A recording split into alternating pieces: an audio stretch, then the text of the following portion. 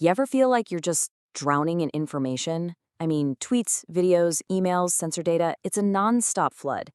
But what if, hidden in all that chaos, there were clues, answers to huge mysteries? What if you could be the detective to find them?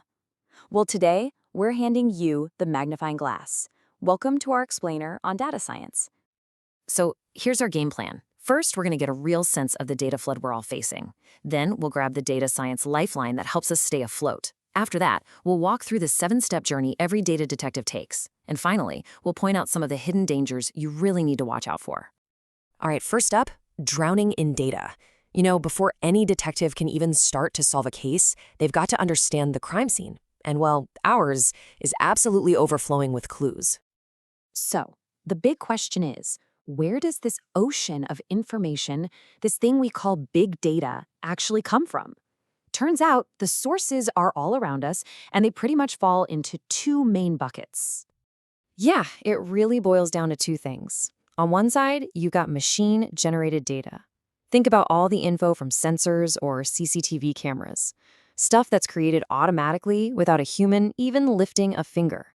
And on the other side, well, that's all us. Human-generated data.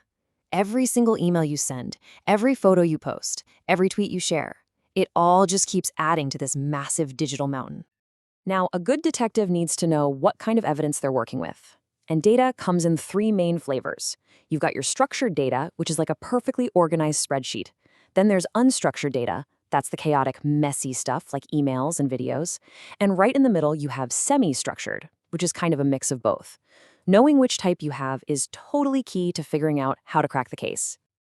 Okay, so with this absolute ocean of data everywhere, how in the world do we make any sense of it? And that brings us right to our second section, the data science lifeline. For a world like this, we need a new kind of detective. So what is this lifeline exactly? Well, at its heart, data science is this incredible blend of skills. It's part statistician, part computer scientist, and part business expert, all rolled into one. And they're all focused on a single goal, using real scientific methods to pull out truly meaningful insights from these huge, messy piles of data. And this is the real magic of it. Data science isn't just about looking backwards and analyzing what happened. No, it's about using those patterns to understand what's happening right now and, crucially, to predict what's going to happen next.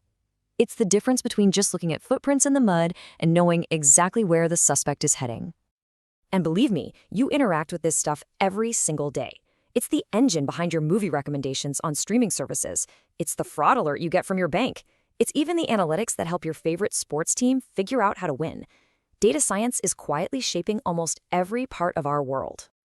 Okay, so how does the detective actually work the case? Is there a method to the madness? You bet there is. That brings us to section 3, a 7-step journey. This is the official playbook, the step-by-step process that takes you all the way from a confusing question to a clear answer. And here it is. It's a systematic 7-step approach that creates a clear path right through the chaos. And it all kicks off with what is, without a doubt, the most important step of them all. Everything, and I mean everything, starts with step 1, problem definition. See, before you can find an answer, you have to ask a super clear, super specific question. What is the mystery you're actually trying to solve? If you get this part wrong, the entire investigation just goes completely off the rails. After that, step 2 is data collection. That's where you gather all your evidence. Then comes step 3, data exploration. Now this is where the real detective work kicks in. You start sifting through the data, looking for patterns, spotting anything unusual, and just getting your first feel for the story the data might be trying to tell. And one of the very first things you do in that exploration is try to find the data's center of gravity. You're looking for a single number, a central value, that can sort of stand in and represent the whole group, giving you a quick snapshot of your entire data set. And you've probably heard of these before, the mean, the median, and the mode. They're basically just different tools for getting that quick feel for your evidence before you dive deeper. And hey, in this simple example, they're all pointing to the same thing, the number 3. That leads us to the heavy lifting. Step 4 is data modeling.